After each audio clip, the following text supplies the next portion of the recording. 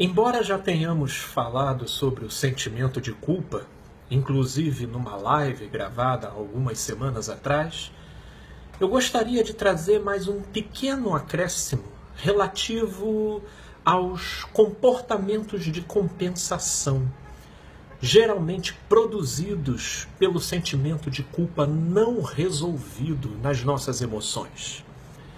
Um dos personagens, para ilustrar esse tipo de situação que me vem à mente no momento, é o rei Davi, o rei bíblico, que num dado momento da vida dele se viu cobiçando e se sentiu profundamente atraído por uma mulher que morava nas redondezas do seu castelo, todavia uma mulher casada, e casada, inclusive, com um soldado muito honrado do seu próprio exército, e se vendo imerso num sentimento muito mais forte do que a dignidade e o bom senso na condução daquele caso, Davi se colocou na estratégia de provocar a morte daquele homem para que pudesse ter um acesso supostamente plausível àquela mulher. E assim ele fez. O homem morreu e ele tomou a sua mulher como esposa. Posteriormente, sendo devidamente confrontado por um profeta, por um homem lúcido, que trouxe à tona a magnitude do ato perverso que Davi cometeu, Davi caiu em si.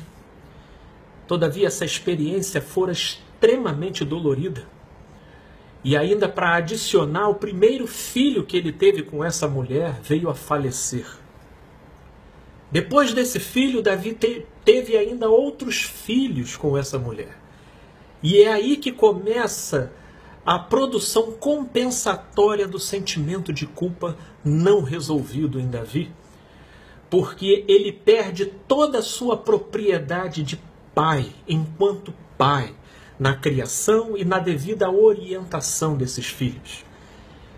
Por conseguinte, ele vive uma vida familiar extremamente conturbada, porque um filho vai lá e estupra a irmã, aí o outro, por vingança, vai lá e mata esse que estuprou, e aí teve um que se insurge contra ele mesmo, o pai, para tirá-lo do trono e assumir o poder da nação.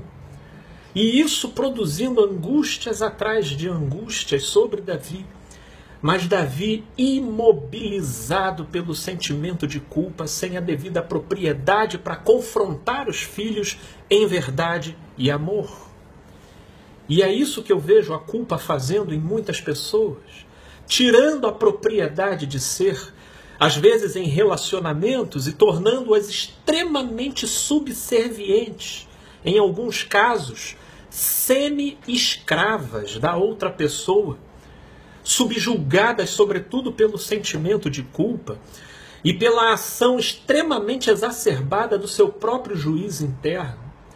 Eu vejo o caso daqueles pais que cercam os filhos de presentes e de favores e não sabem dizer não para os filhos, movidos por sentimentos de culpa, às vezes, em função daquilo ao qual ele se maltrata pelo pouco tempo que ele passa com aqueles filhos.